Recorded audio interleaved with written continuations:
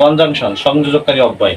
এদের কাজ হলো কি, সংযোজক ঘটাই দেবে। সেটা হলো কার কার ভিতরে এখানে বলছে যে শব্দ দুই বা ততোধিক, দুই অথবা ততোধিক অথবা তার অধিক, তারও বেশি ওয়ার্ড শব্দ, ক্লজ, ক্লজ মানে বলছি তো খণ্ডবাক্য, আর ফ্রেজ, ফ্রেজ মানে শব্দগুচ্ছ বা সেন্টেন্সকে যুক্ত করে। তার মানে আমাদের 4 রকম জিনিসকে যুক্ত করতে পারে। কোনো একটা বাক্যকে আরেকটা বাক্যের সাথে যুক্ত করতে পারে, একটা ক্লজকে যুক্ত করতে পারে, আর একটা ফ্রেজকে যুক্ত করে, অথবা একটা শব্দকে যুক্ত করতে পারে।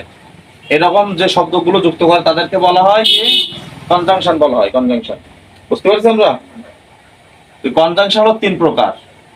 প্রথম হলো কোঅর্ডিনেটিং কনজাংশন, তারপরে 2 নম্বরে সাবঅর্ডিনেটিং কনজাংশন, 3 নম্বরে হলো কোরিলেটিভ কনজাংশন। সাবঅর্ডিনেটিং কনজাংশন হলো যে কনজাংশন দুই বা ততোধিক সমজাতীয়, দুই বা তারও অধিক সমজাতীয় মানে একই রকম হবে, একই রকম শব্দ বা শব্দগুচ্ছকে যুক্ত করে, তাকে কোঅর্ডিনেটিং কনজাংশন বলে। তাকে কি বলে? কোঅর্ডিনেটিং কনজাংশন বলে। আর কোঅর্ডিনেট কনজাংশন থাকলে কম্পাউন্ড সেন্টেন্স হয়, কম্পাউন্ড সেন্টেন্স। কম্পাউন্ড সেন্টেন্সে কি কি বলে তোমরা জানো? and but or otherwise, এইগুলো বসে কোন সেন্টেন্সে?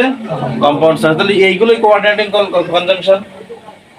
কোঅর্ডিনেটিং কনজাংশন বুঝতে পারছি, and but or not otherwise।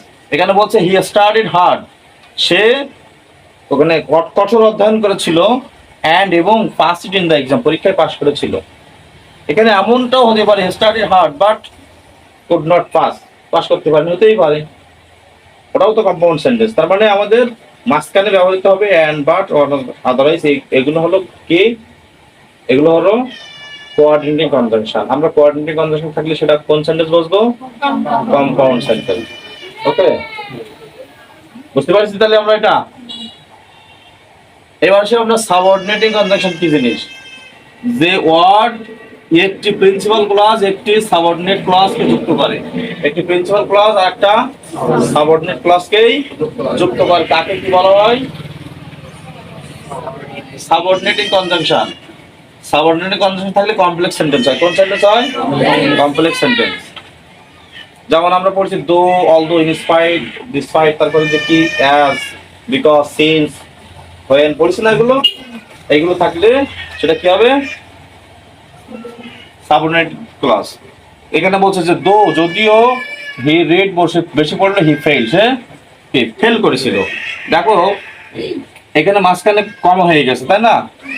আর এইগুলো মানে বাক্যের প্রথমে ব্যবহৃত হতে পারে, অর্থাৎ এগুলো